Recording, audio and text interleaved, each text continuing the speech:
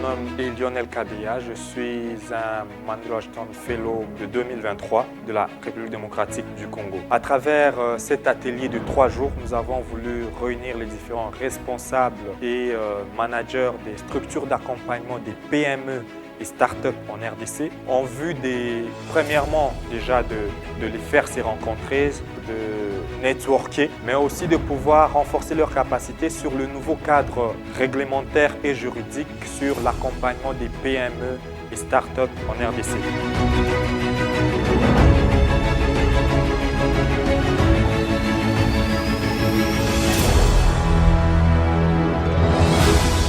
À l'issue de cet atelier, il a été décidé déjà de pouvoir nous réunir un peu plus régulièrement, peut-être une fois l'an en présentiel et de manière trimestrielle virtuellement pour connaître quelles sont les tendances dans différentes régions, quelles sont les nouvelles d'un point de vue juridique, réglementaire, mais également partager des opportunités pour pouvoir permettre à différentes structures de pouvoir obtenir des marchés, des opportunités.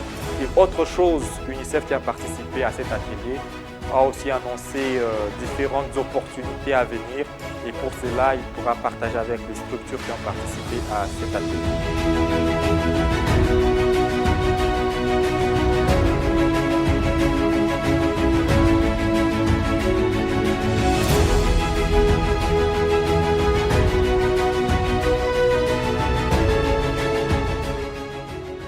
Moi, c'est Junior Kalonji.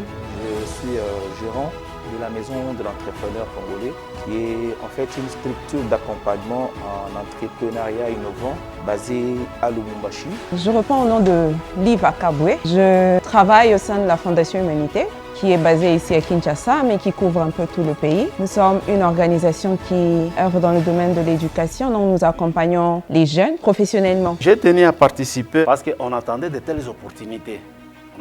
C'est très important, c'est très capital pour moi parce qu'on a échangé beaucoup d'expériences ici. Nous avons tenu à être là tout simplement parce que, tout en représentant l'Agence nationale de développement de l'entrepreneuriat congolais, ANADEC, qui est considéré bien évidemment comme le conseiller technique du gouvernement en ce qui concerne l'entrepreneuriat en République démocratique du Congo, pour autant que la thématique qui est développée intéresse de près l'ANADEC, pour autant que l'ANADEC se charge bien évidemment de l'accompagnement des MPME et des startups. Pourquoi pas fédérer nos forces avec les structures privées tout simplement pour chercher à mettre en place un modèle congolais d'accompagnement des MPME et des startups.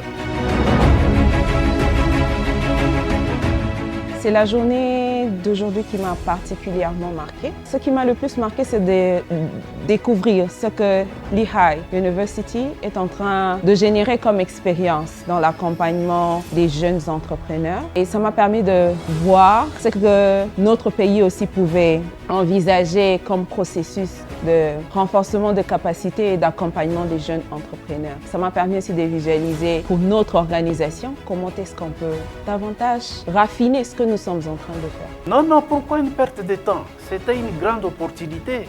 D'ailleurs, nous souhaiterions à ce que, heureusement que dans les recommandations, on vient de créer un cadre de concertation qui va permettre à ce que tous les acteurs puissent se retrouver à un moment précis pour qu'on puisse réfléchir ensemble. Nous trouvons que c'est très important et pertinent à tout acteur de l'écosystème de prendre part à ce genre d'activités. Ça nous permet de nous ouvrir par rapport à d'autres réalités, par rapport à ce qui se passe dans d'autres sphères et en même temps de nous mettre en réseau parce que dans ce que nous sommes en train de faire, nous ne sommes pas en compétition, mais nous sommes en train de nous compléter chacun selon ce qu'il est en train de faire.